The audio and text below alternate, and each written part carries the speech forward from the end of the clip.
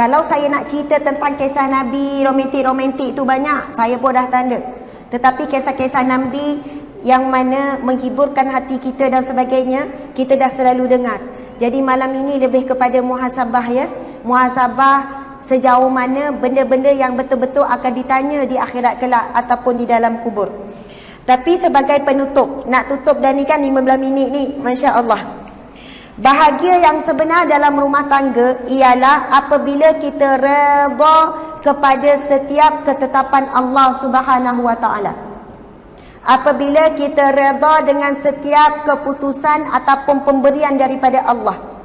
Untuk redha kepada perkara yang nikmat mudah. Redha dengan kereta yang selesa senang. Dengan mes senang. Dengan kanc susah sikit kancil. Kita nak redha dengan dapur yang kecil susah sikit berbanding dapur yang besar. Redha dengan nikmat, masa bahagia, masa seronok, masa tak ada masalah, okey. Tapi bila Allah datangkan ujian, ketika ini tetap nak redha bukan senang. Allahu Akbar. Jadi saya cuba nak beri satu kefahaman. Pagi tadi saya ada kuliah di Jabatan Mufti Selangor. Jabatan Mufti Selangor, tajuk yang diberikan kepada saya ialah mencari redha Allah untuk bahagia. Lalu kita pun buat nota. Barulah saya memahami beberapa perkara tentang hakikat bahagia yang sebenar. Allahu Akbar. Kita bina sebuah rumah tangga, kita semua nak bahagia, betul atau tidak? Semua nak bahagia, Masya Allah. Dan bahagia ini kita akan dapati dengan satu cara. Cara yang paling utama apabila kita dapat redha Allah Subhanahu Wa Taala. Memang betul kita nak apa dalam rumah tangga, nak saling berkasih sayang, saling tolong menolong, saling memahami. Suami romantik bahagia, dapat hadiah setiap hari lahir bahagia. Anak berjaya bahagia. Tetapi tujuan sebenar ataupun paling utama kita membina rumah tangga adalah untuk dapat redha Allah Subhanahu Wa Taala. Jadi saya nak jelaskan beberapa perkara. Untuk dapat redha Allah, biasanya kita akan dapat dengan melalui jalan ujian. Contoh, seorang isteri cakap, "Ustazah, saya 20 tahun dah nikah. Suami sangat menguji saya." Apa yang suami menguji sangat makcik ni? Suami saya pemalas, Ustazah. Entah bila suami boleh jadi perajin. Suami pemalas sangat. Semua benda saya buat sekian-sekian. Subhanallah. Saya tanya makcik bahagia atau tidak? Macam mana nak bahagia? Derita, Ustazah. Orang lain suami ringan tulan apa, saya ya Allah sakit mata tengok. Dia mengular je, mengular ke apa? Apa-apalah istilahnya. Subhanallah, saya kata ketika ini kita masukkan sikit kefahaman. Makcik, puan, hajah dan sebagainya, Allah bagi ujian kepada puan. Selama berkahwin, suami pemalas. Tujuan kita nikah untuk dapat redha Allah Subhanahu Wa Taala. Apabila Allah uji puan dengan suami yang pemalas, lalu puan tetap sabar, puan tetap teguh berdoa. Saya kadang tanya juga muslimat yang banyak mengadu, puan berdoa tak kepada Allah tentang suami? Saya banyak berdoa pasal anak lah, Ustazah. Ramai ibu bapa dia fokus kepada doa pada anak. Ya Allah, jadikanlah anakku anak yang soleh.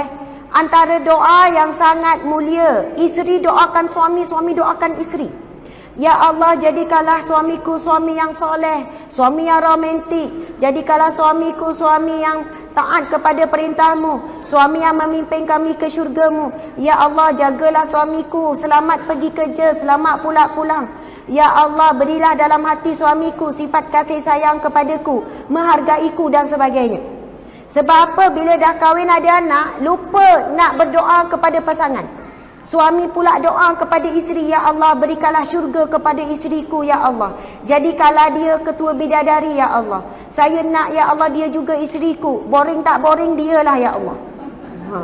Kok lah boring dah kan? Takkan orang yang sama. Dalam syurga tak ada boring. Tak ada sifat jemu tu, tak ada, ya Allah. Pasangan bila doakan kepada pasangan, sudah tentu insya-Allah doa itu doa yang Allah akan angkat sebab pada orang yang paling dekat dengan kita. Allahu Akbar. Jadi saya nak sebut contoh tadi tu kan, saya kata makcik tujuan kita bernikah, Allah temukan kita untuk cari redha Allah. Apabila makcik puan diuji suami yang pemalas 20 tahun, insya-Allah kalau makcik redha, kalau puan redha dengan ujian yang datang daripada suami, puan akan dapat redha Allah Subhanahu wa taala. Seorang ibu bapa diuji daripada anak, lalu redha dengan ujian yang Allah berikan, maka itulah yang akan mendapat redha Allah Subhanahu wa taala. Rupanya baru kita faham rumah tangga adalah untuk kita cari redha Allah Subhanahu wa taala. Maka redha Allah ini akan teruji bukan ketika dapat benda yang seronok ataupun nikmat, tetapi apabila datangnya ujian demi ujian, lalu kita redha kepada ujian Allah, maka kita berhak mendapat redha daripada Allah Subhanahu wa taala. Masya-Allah. Jadi saya nak sebutkan tentang satu hadis Nabi sallallahu alaihi wasallam. Dalam hadis qudsi Allah Subhanahu wa taala berfirman, "Man lam yarda bi qada'i wa yasbir ala bala'i falyaltamis raba siwaya." Yang bermaksud, sesiapa yang tidak redha dengan ketetapanku dan tidak sabar di atas cubaanku, maka carilah Tuhan selain daripadaku. Riwayat At-Tabrani. Allahu Akbar. Sebab apa? Kita kadang-kadang memilih-milih pemberian Allah. Kalau boleh kita nak yang seronok-seronok sahaja. Kita tak nak yang kurang nikmat. Kita nak yang nikmat sahaja.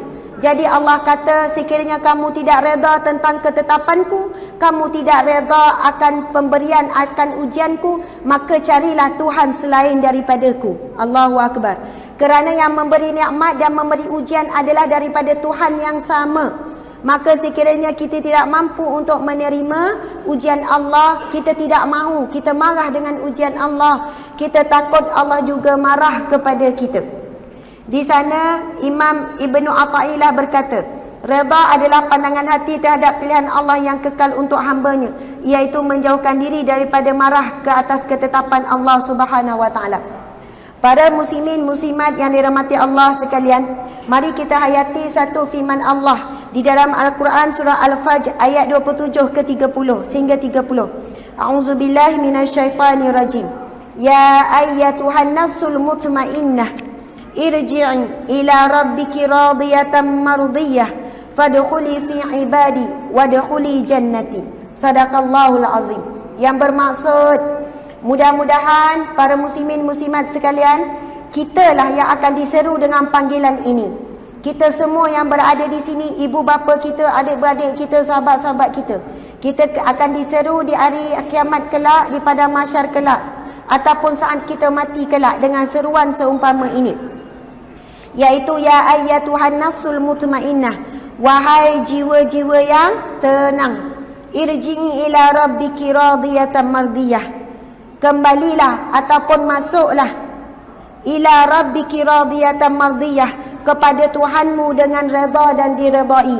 Fadkhuli fi ibadi wadkhuli jannati, masuklah wahai hambaku dan masuklah ke dalam syurgaku. Allahu Akbar. Masya Allah. Inilah panggilan atau perseruan yang menjadi cita-cita kita semua.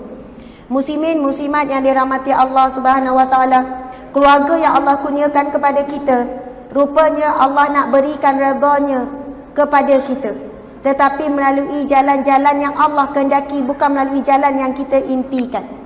Ada satu kisah, satu ketika Nabi Musa alaihi salam diperlihatkan oleh Allah, ada seorang lelaki yang soleh meninggal dunia ataupun mati dalam keadaan terseksa.